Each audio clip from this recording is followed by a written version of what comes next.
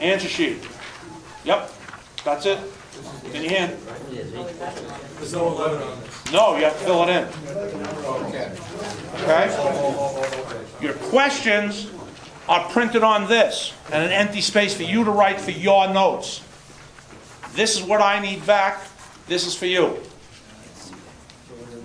All right, answer sheet, number 11. It's your first one. Question number 11, rule number 127. Question is, you're the head umpire responsible for 5 other assigned umpires. What instructions do you give your umpires in how to correctly fill out infraction violation forms?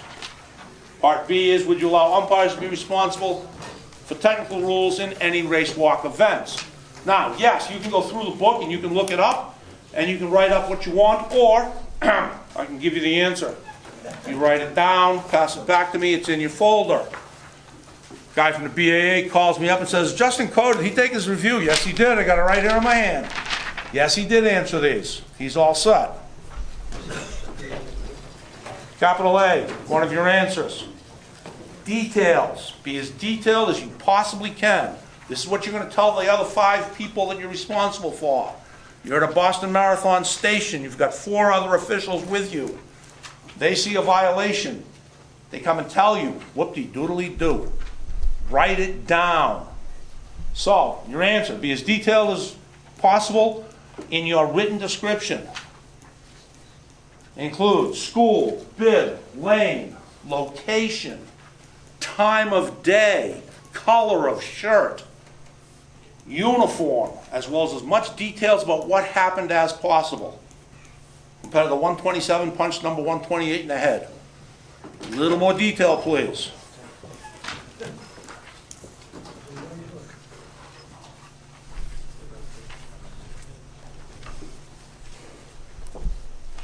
Give you a chance to fill that in. Rule 127? Rule 127. So,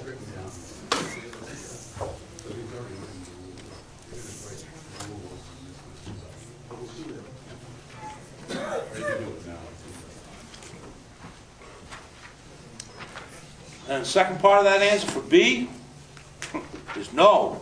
Umpires are not allowed to judge the race walk. They're umpires. Now, if you're a certified race walk, that's a different story. So A, details, including, and list, whatever you can think of. And B, umpires may not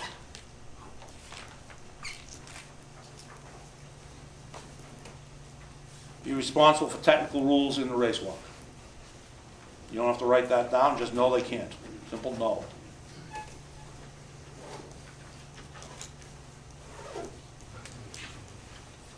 Moment or two more, do we need ready to move on? Again, I need it written on this sheet here. That would be question number 1.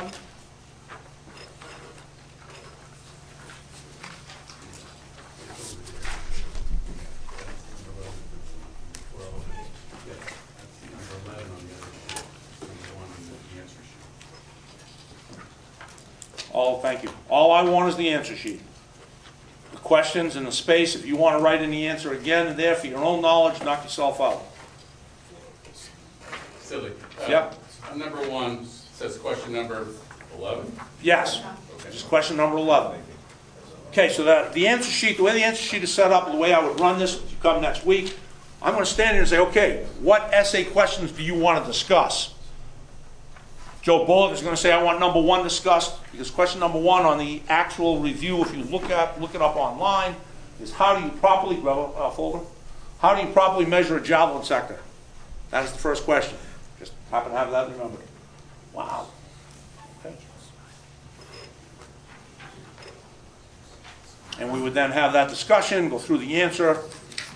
But for here, the first question, or the number 1 on the sheet, is question number 11. All right, we ready to move on? Next one? Not quite. Not quite. It's all right. You need a second, no problem. I encourage dialogue, by the way. If you know of something that has happened, I'm not looking for your story, but if you know of something that you wrote down maroon and it got kicked out because it was actually a red shirt and you said maroon, that does happen. Shouldn't, but it does.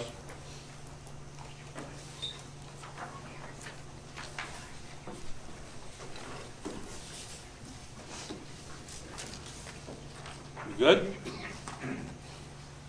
All right, on your answer sheet, the second one is question number 12.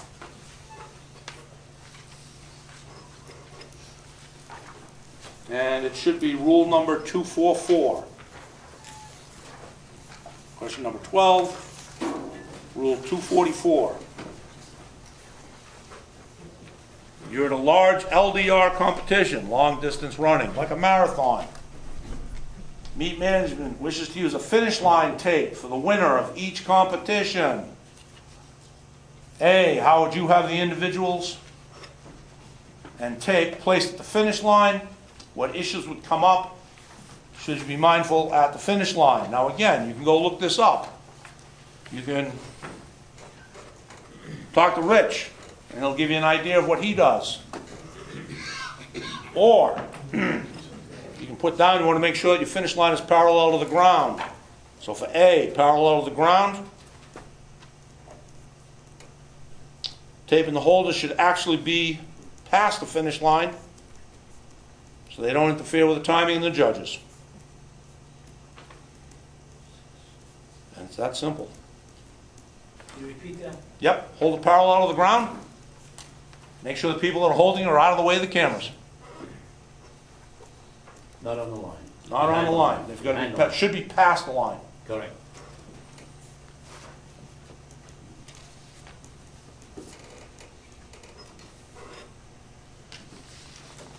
And then B,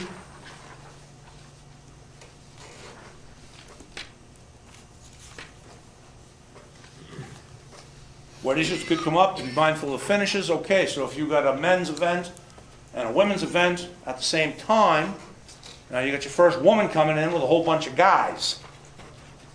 So what are you going to do? You're going to make sure that your people holding this tape avoid the competitors that have already been scored, if you will. The men, they're done. And they simply get out in front of the women. Or handicap, or sometimes it's by age. And the key is, be sure not to get in the way of the finishers of the opposite gender and or the judges. I know Rich can speak to that.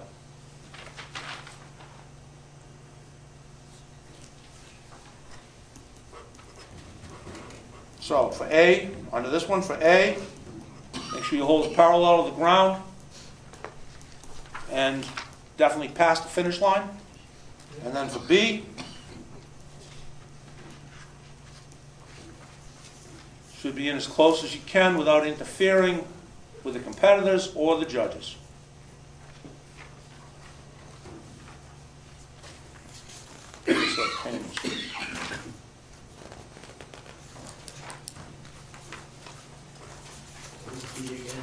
Yep. Okay, so A, the LDR part, you hold your finish line parallel to the ground. Make sure the holders are past the finish line, allowing the competitors to cross, so that you're not in the way of the cameras or chip timing now. And then the B part is, be close, but don't interfere with the gender. I'm using guys and girls with a gender that is already finished. So basically, the two people holding the finish line tape may be standing out in the middle of the race. The guys are finishing. They see the first woman coming. One stays put. The second one steps over, so the woman goes and crosses through and breaks the tape. But make sure you don't get in the way of the finishers, the guys that are already finishing, and the judges that still have their job to do.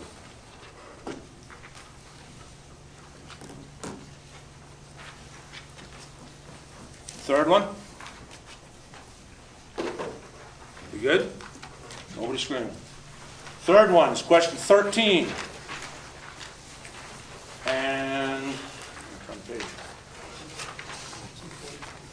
Rule number 243.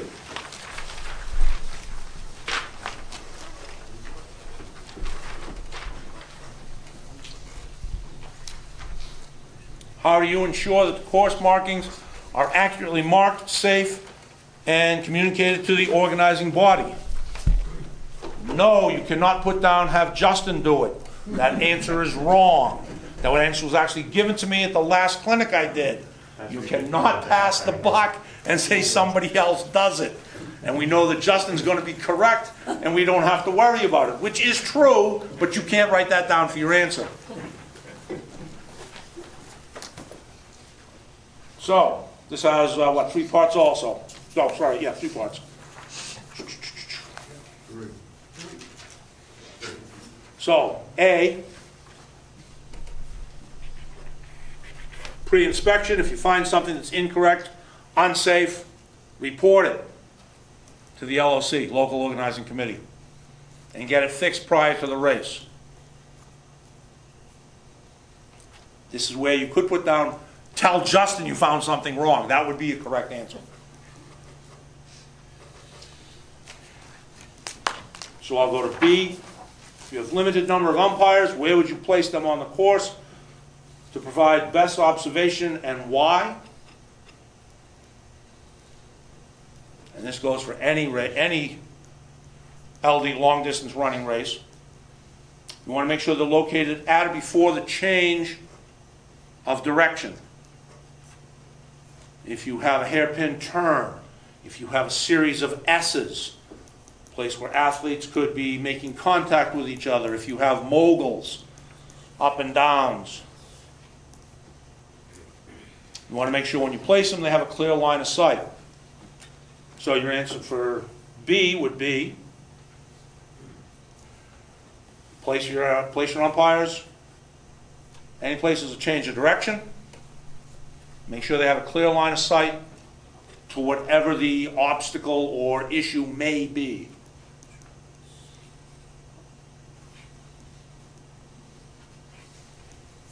And this could happen to you. How do you handle the course if a portion of it was closed to a busy intersection? We are officials. We are not law enforcement. This is where you get a cop to stop the traffic. Okay? So the part for C, law enforcement takes care of that. That would be maybe at the very beginning, the first part of this question. You would say to meet management, say, hey, we've got an intersection here and I'm standing out there and people are just not stopping. They're going right over the cones, not even around them. We need a police officer there. This is where now the runners are coming. You say to the police officer, we need to make sure we stop traffic.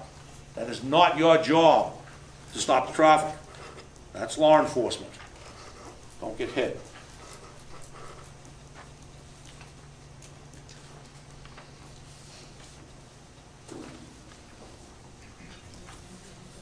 Need to hear him again?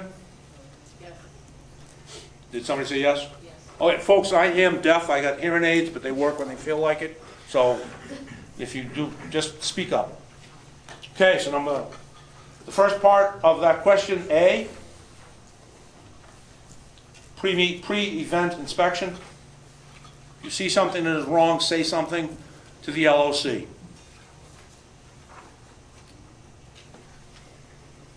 B, place your umpires any place there's a change of direction or where a potential hazard, so I don't call it hazard because that wouldn't be true, where a potential obstacle could be. And again, moguls, up and down, series of S curves and cross country. Make sure that your umpires have a clear line of sight. And then C, law enforcement. Have a police officer handle it.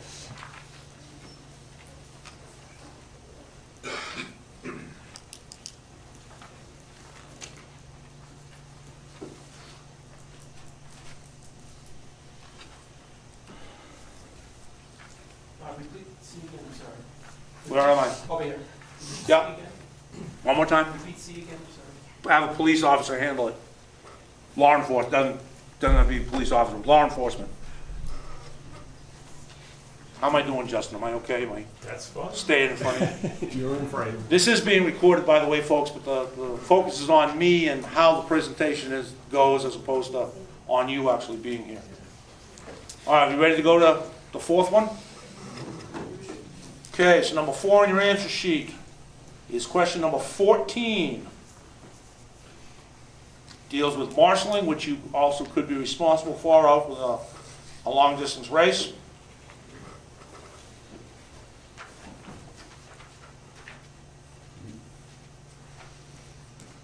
Number 14, sorry, rule 133.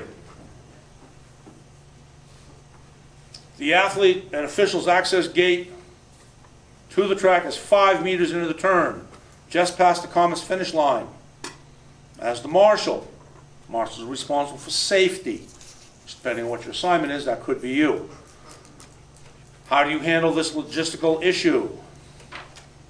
So, wouldn't this be nice? Relocate the athlete's entrance. Yeah, right. That's probably not going to happen. Relocate the gate. I'm sorry? I didn't go to B yet. Just answering A. What's What's A? I'm sorry? Relocate or lock the gate. Right. Relocate, lock the gate, if available. Reality is, you usually can't do that. Reality is, station yourself and or another person there to regulate flow out onto the track.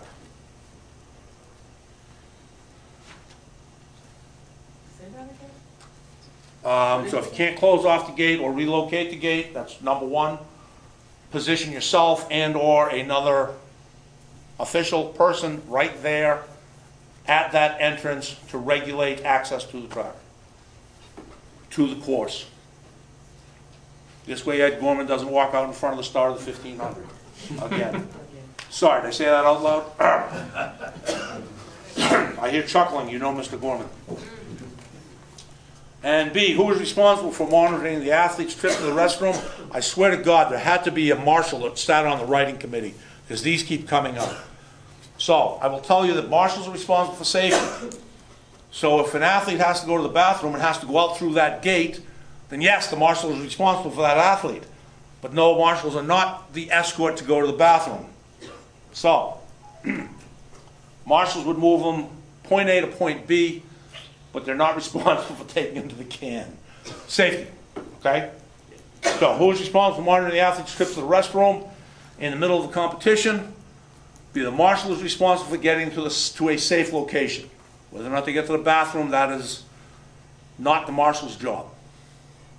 So who is So responsible? this one's not going to be a trick question, because in LDR, an umpire could be responsible when the athlete leaves the court, because it says Yep. competition, it doesn't say Yep. track. Right. In the Boston Marathon, So you've got an athlete that needs to go to the can. And I mean, I had this duty at the World Games. Somebody steps into that porta-john, I stand there to make sure that when they come out, they don't step out in front of somebody else. What they do in there, of course, is their business. I'm not responsible for getting them there. My responsibility was to make sure that they did not get injured on the way to that porta-john. But as an umpire, you have to make sure they leave the course and enter the. And enter the course back where they left it, yes. And the way I've seen them set up on big LDR courses, yes, it is right there. It is usually either just before or just after a turn, so as they come around the corner, they step off, now they step back out, and they continue. As opposed to being on a straightaway where they can kind of cut the course.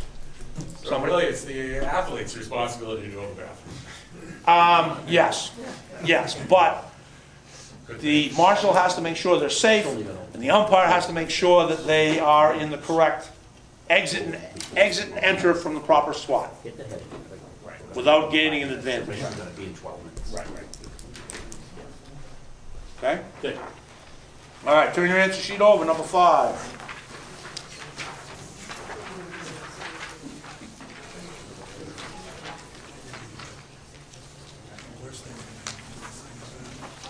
Okay, number 5 is going to be question number 15.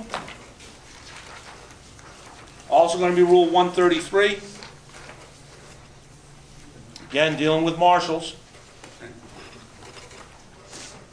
Spectators are lined up on a 36-inch high fence adjacent to lane 9 for the 100 and the 110 hurdles.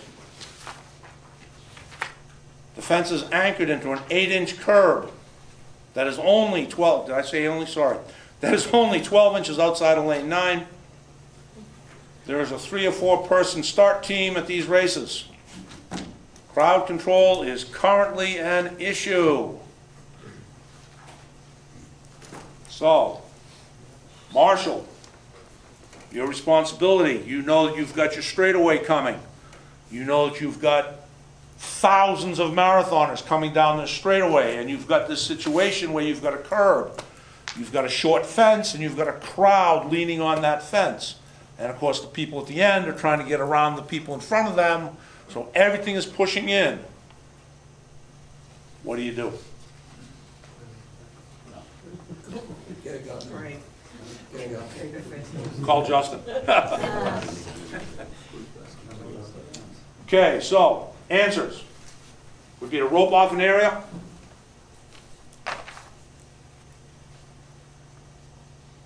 On your track, you would rope off a spot for your assistant starter if necessary, so that they can be there. Of course, once they pull their pistol out of their holster, and the people around them tend to back up tremendously. You know what's pretty effective? The starters will always have a box microphone. So you know something could happen, you know people could be making noise, just say something. Yeah. We have to have absolute quiet at the start of all these races. And that works rather effectively. Install a rope. I've done this many a time, especially in cross country. Install a rope. Athletes start to come down. I pull that rope tight. Back up, folks, back up. Pull as tight as I can get it, tie it off, leave it. When the crowd, most of the competitors have passed, I loosen the rope and allow the crowd to back out and in. Basically, it's as best you can. So, near the start, Tommy just said you got a microphone. Back it up, folks. You're on the course. You can't coach, you can't assist with your microphone. I don't see why you couldn't talk to the crowd. Okay, folks, you're coming down the straightaway. I need everybody to back up. Guys are pushed out onto the course. You're to give the athletes room. And you know if you've done the job, they're going to run you over. If they crowd them in too much, they come 10, 12, 15 abreast, 40, 50, 60 people deep in a pack. Those people on the edges, they're going to get pushed back one way or another. All right, so what was that, question 5? Are we good there? Give your start team room. Use a rope. No, sorry, give your start team room. Use a speaker, microphone, or your own voice to back up the crowd. Use a rope, pull it tight. Give them something to push against. Got it? All right, we ready for the next one? So that's 6. Yep. Okay, this will be question number 25.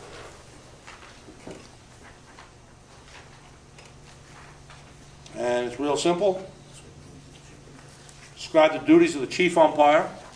And then B, describe the duties of an umpire. And I say this openly, to me, umpiring is probably the easiest job we have in track and field. You make no decisions. You simply report what you see. You give it to somebody else, they make the decision. All you do is write down what you see.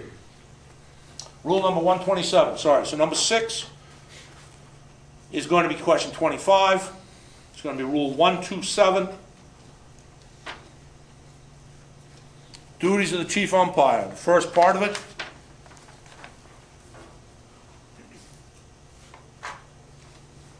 Talk to the crew about your rules and what you expect. We already did that in the previous one. Was it number 1? Where we had that list of write down everything?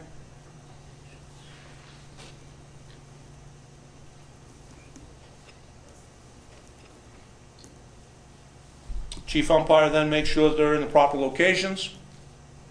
We talked about that in the previous rule. Make sure you have a clear line of sight.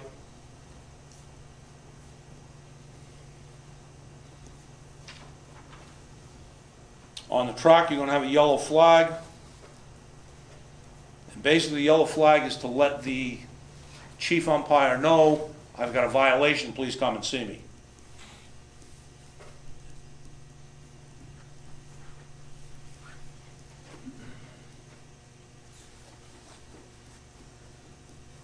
And as the chief umpire, you report to the referee.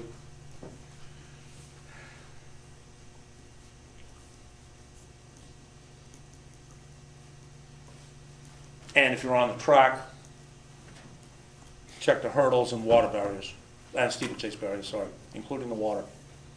That's the job of the chief umpire, to make sure they're correct. And duties of the umpire, we can actually reference previous question, no need to rewrite it.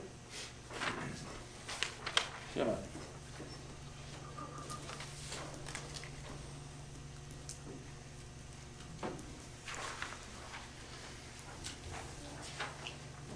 You can put down C question 11 above, because you already wrote it down. Umpire, write down everything, anything, everything. And as I've already said, I consider it the easiest job.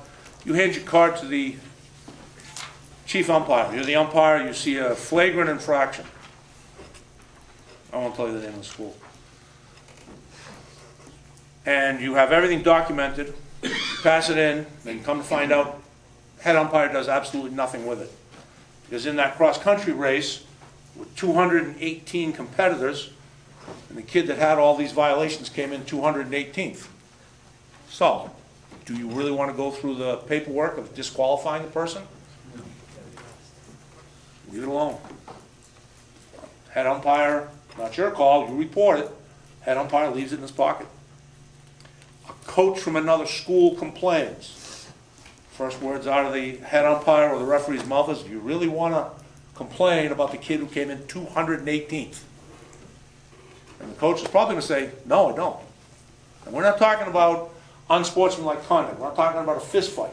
We're talking about a guy who missed a corner. We're talking about a kid who, on a Hopkinton, on a 5-lap course, didn't cross over the mats on one of the 5. Now, if he missed all 5, it's really not a choice. He didn't run the course. But he came in last. He was wandering, didn't know what he was doing. Had a couple of those. What was the school? Was it Clark? Anyways, leave him alone. Head umpire's going to keep it in his pocket. Umpire, you still report it. Okay? With as much detail as possible, and let it go. All right, we good? Can we move on? All right, almost done. 7th one. This will be question number 26. Rule 166.6. This happens all the time. Additional competitors wish to be added to heats after the first round of competitors are already at the start, and the first round has been designated by the number to compete in the heat as well as the qualifiers. In other words, the first race is already on the track. Cross country, LDR. Your numbers have been picked up. Your competitors are on the line. Tommy's got the gun in the air ready to pull the trigger, and 6 kids come over without numbers saying, wait, I'm supposed to be in this race. Okay. Sorry, you missed it. Okay, so, your answer. The clerk should have already given the referee the final total. And once the heats are set on the track, once your athletes are called to the line, actually once you're inside that 5-minute window, no additions can be done. So they would miss their race. If everything goes well, it works. Personal experience I had, the gentleman did not go to clerking. He skipped clerking. He ran through the building, caught up with the group that he was supposed to be with, and went right out onto the field. competed without his number on. Referee was informed. Myself and the referee, not wanting to interrupt a professional athlete's performance, don't worry, we'll let him throw, we'll handle it after.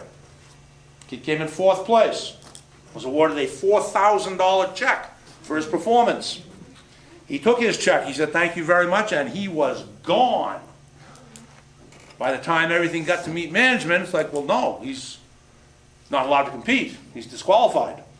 Check was in his hand, he was out of the stadium, in his car, on the way to the bank. At the bank. Yes. Yes. So, if it works correctly, yeah, not allowed to compete. He snuck in.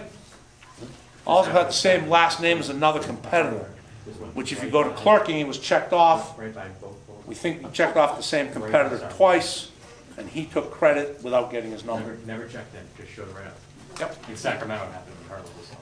Yeah. Yep.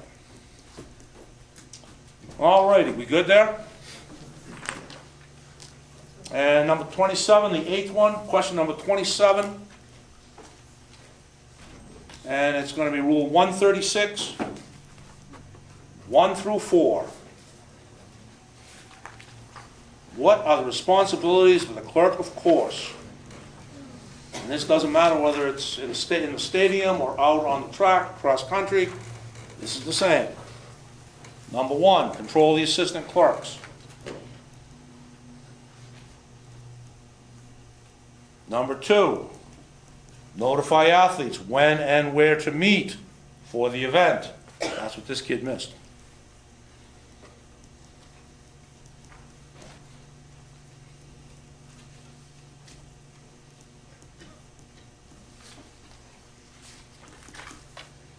Number 3, supervise the athletes point A to point B.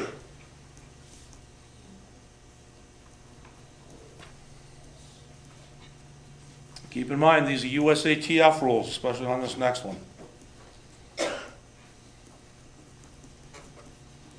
It is the clerk's job to check the uniform, the spikes, the shoes. We now have shoes that are illegal, to make sure they comply with the rules.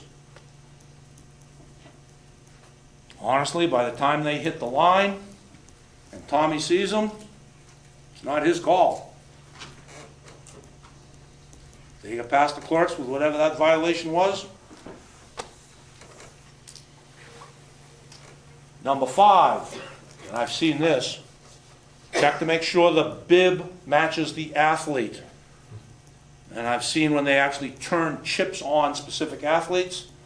Where is your ID? Thank you very much. Scan the athlete's ID, scan the chip. That ID badge and that chip badge are now synced. Done right there. They walk through, beep, beep, all set. And it is the clerk's job to make sure that the hip numbers are correct. So you actually have 6 answers on that one. I'll go through them again.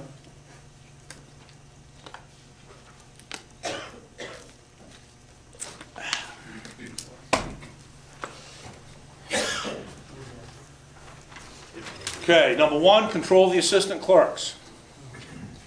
Number 2, notify the athletes where to meet, when and where to meet.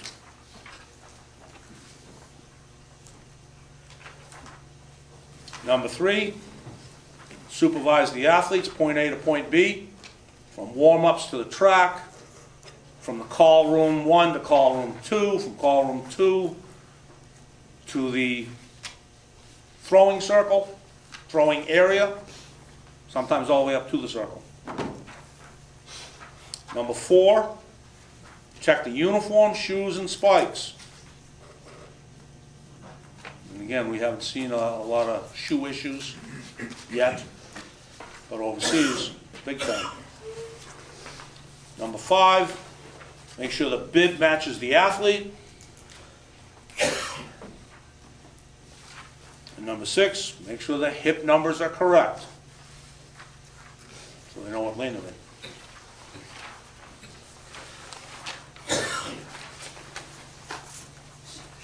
All righty? That's what you need for your National Master Review requirement has just been met. Congratulations. Okay. Everybody has to take the basic review. Not a choice, nothing I could do. I tried to pull questions, I was told no. So,